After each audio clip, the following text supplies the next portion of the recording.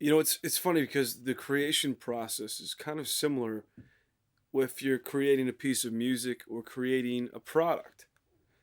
It's kind of a similar thing if you think about it. When you're creating a piece of music, you're there, you're miking instruments, you're recording people, you're dealing with emotions, you're going through fighting through obstacles, and what do you end up with? You actually end up with a product, which is a piece of music. Now the same is true in my business. I'm creating a product that start off with the idea, this is the spec sheet, and we figure out different ways to do different things, and the people, the musicians, which are now the engineers and the technical engineers and the software engineers, to create these pieces. And at the end of the day, or at the end of the year, sometimes, we're left with a product. And maybe it's not a piece of music, but it's a plugin, or it's a touchscreen console, or it's a microphone. And it's a similar way of working, and I'm passionate about both of them. And obviously, given what I do, they're very interconnected.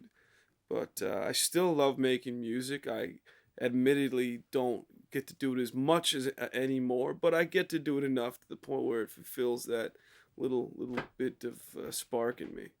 I learned a lot from listening to records by guys like Andy Wallace and Jay Baumgartner, who's now a good friend, and Chris Lord Alge, and Rich Costing. Just listening to a lot of these guys' records, then maybe some older records by guys like Ken Scott and Jeff Emmerich and all these great classic engineers, and Jimmy Douglas, and you know Quincy Jones. I mean, I listen to a lot of music.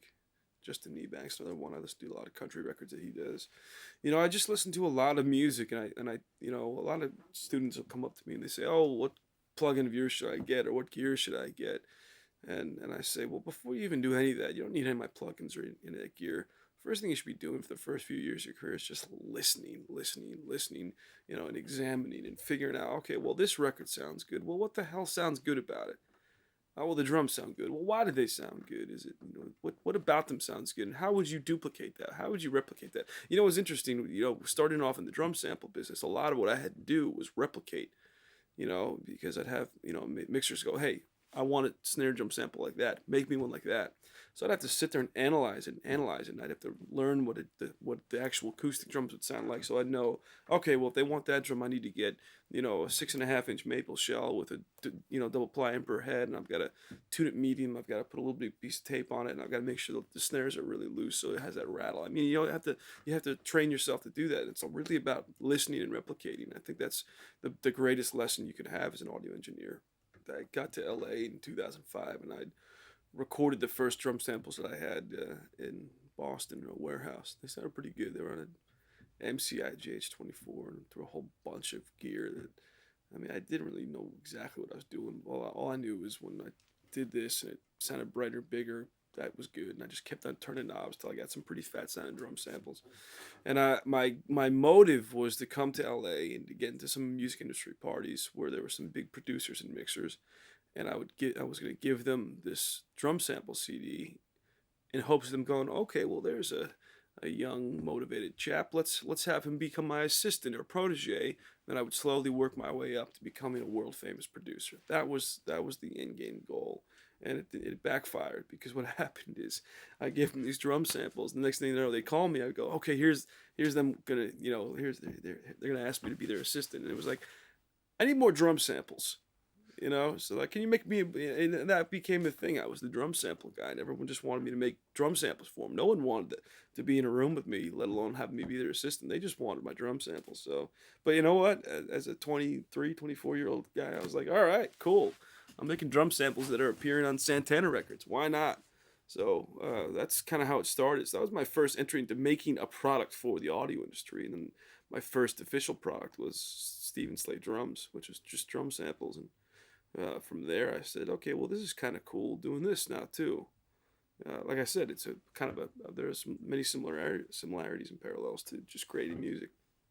So from there, it was making some hardware gear. I met up with some hardware designers. We collaborated some stuff there, and then of course I met Fabrice Gabriel, my partner in Slate Digital, and we just started making plugins together, and here we are. But there's a lot more to that name than just me. There's a whole team of guys who work their asses off and do a great job and are very smart and thorough and help me along these paths and help me get there. And sometimes I think they don't get the credit they deserve, but they a great team is very important in choosing the right team and choosing the right players.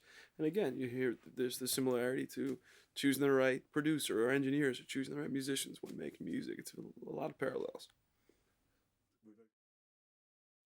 My mission is to allow people who want to make great sounding music to make great sounding music, and they shouldn't have to be elite or rich, or they have to know someone who knows someone who knows someone who knows Jimmy Page. It just should be someone who, wants to make great music, should be able to make great music and have access to lots of fun tools and technology to help them do that. So I think everything we do just tries to do that from the plugins that emulate, lots of expensive hardware to, the new microphone product that we have to, the mastering product we have that allows you to achieve really great results without, struggle or too much money. I mean, I just think that's a good thing, and it doesn't take away from the skill of the engineer because, I mean, just because you have the greatest, baseball bat in the world doesn't mean you're going to hit home runs, but it certainly helps, and it feels good to know that there's a lot of young engineers out there who are able to make some great music, and not just young, but any engineers out there who are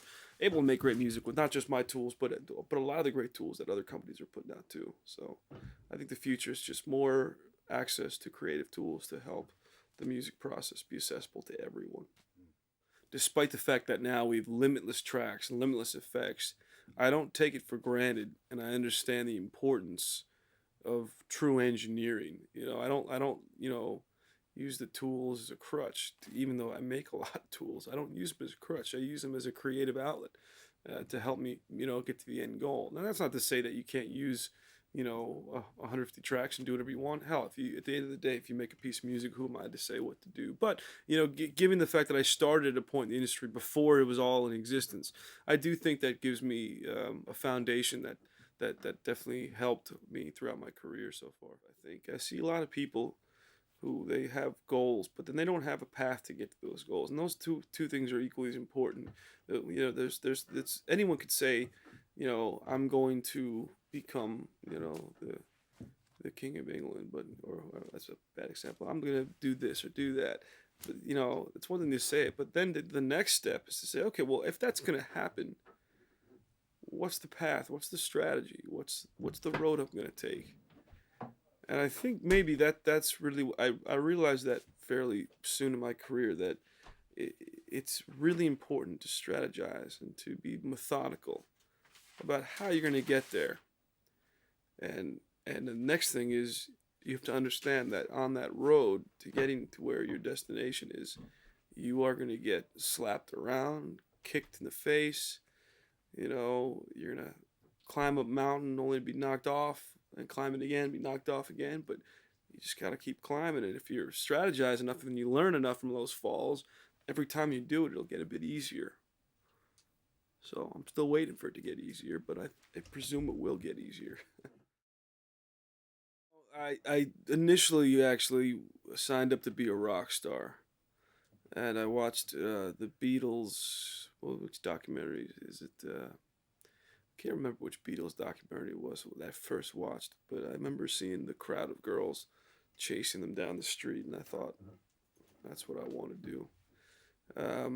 So I started playing, instruments and started, playing in bands, and I had no idea about what an audio engineer was or a producer. I just had that picture of running down the street and having girls chase me. It just seemed like a nice thing to live with, and eventually, you start writing songs, and you say, okay, well now I have to record these songs. So my first entry into recording was a Yamaha cassette 4-track, and I had two microphones, an SM58 and an SM57, and I had a drum kit. And I remember the first thing I had to do with drums is I had to overdub. I only had two mics, so I'd do the kick and snare part. I'd overdub the hi-hat part, then overdub the toms, and that's how I got along with my first ever recording. I had a full drum kit. To be honest with you, I remember I was able to find some old recordings not too long ago, and I listened back. Those drums weren't that bad, it was pretty funny. But once you catch that that bug, the recording bug, it really just kind of continues on, I guess, or at least it certainly did with me. And by the time I was 18, I had, amassed quite a bit of gear, and as any engineer should. And it wasn't the greatest gear, but it was gear. And, of course, I had the Alesis 3630, and I think my first condenser microphone was an AKG C3000. And then I remember the biggest one of my biggest purchases was I finally got an 8-track ADAT machine, and I was in it. I'd hit the big time with that thing, and an Allen and Heath mixer, a live mixer that I was using for pre's and for tracking. And I was making music.